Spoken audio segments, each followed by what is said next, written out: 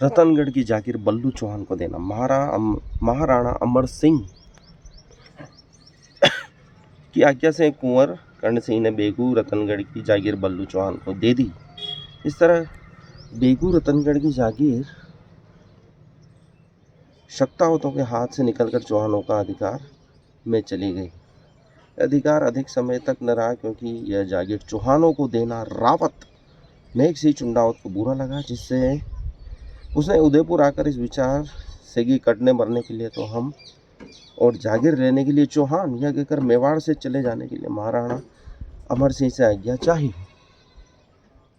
तब कुंवर कर्ण सिंह ने जो इस अवसर पर वही उपस्थित ताने के तौर पर कहा कि क्या बादशाह के पास जाकर मालपुरा का पट्टा पाओगे। इसी ताने पर रावत मेघ सिंह चुंडावत अपने पुत्र नरसिंह दास सहित उदयपुर से निकलकर आगरा चला गया। तब जहांगीर ने 400 जात और 200 सवार का मनसब देकर 32,38,500 दाम की इच्छा अनुसार परगना मालपुरा की जागीर विक्रम संवत 1672 चैत्र बदी 14 अर्थात 16 मार्च 1616 ईस्वी को दे दी। इसी अवसर पर उसके पुत्र नरसिंह दास को भी 80 जात और 20 सवार का मनसब देते हुए 20,98,100 दाम की जागीर मालपुरा परगने में निश्चित की गई। मेघ सिंह काले रंग की पोशाक पहनता था, जिससे बादशाह जहांगीर ने उसका नाम काली मेघ रखा।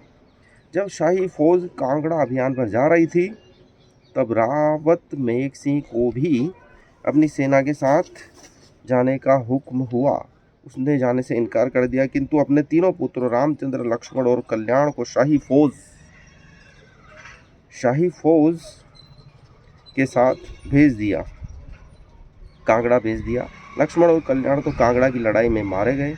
रामचंद्र के वापस आने पर रावत मेघ सिंह ने कहा कि तुम हमारे काम के नहीं रहे। जब बादशाह जहांगीर को यह बात ज्ञात हुई तो उसने उसको काजी का खिताब और फिरोजपुर जागीर में दे दिया, रामचंद्र जी को दे दिया। रावत मेघ सिंह चुंडावत को बेगू और रतनगढ़ की जागीर 20 मार्च 1616 ईस्वी को कुंवर कर्ण सिंह बादशाह जहांगीर के पास आगरा गया और कुछ दिन ठहरकर वापस लौटते हुए मालपुर पहुंचा तो मेघ सिंह ने उसकी आवभगत कर उसे भोजन पर बिठाया। कुंवर कर्ण सिंह ने भोजन करने से इनकार कर दिया। तब मेघ सिंह ने पूछा, क्या कारण है कि आप भोजन नहीं करते। कुंवर कर्ण सिंह ने कहा कि तुम दाजी राज ने बुलाया है, अर्थात तुमको दाजी राज ने बुलाया है, उदयपुर आपको चलना चाहिए, क्योंकि महाराणा ने मुझे ये आज्ञा दी है कि जैसे बने वैसे मेघ सिंह को लेते आना। अतएव यदि आप मेरे साथ चलना स्वीकार करें तो मैं भोजन करूं।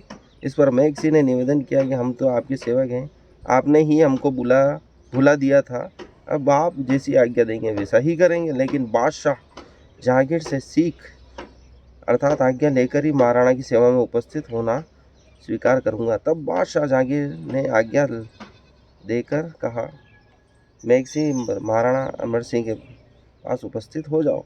महाराणा ने उस पर बड़ी कृपा दिखलाई और उसकी इच्छा अनुसार बेगू रतनगढ़ की आदि बड़ी जागीर उसको दे दी। जागीर का विवरण कुछ इस प्रकार मिलता है।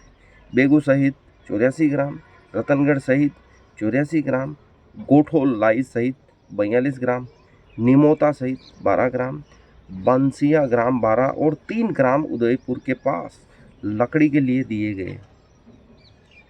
इस तरह रतनगढ़ पुनः चुंडावतों के अधिकार क्षेत्र में चला गया और बल्लू चौहान को बेगू रतनगढ़ के बदले में गंगराड़ का पट्टा और बेदला जागीर में दिया गया, जो अब तक उनके वंशजों के अधिकार में है।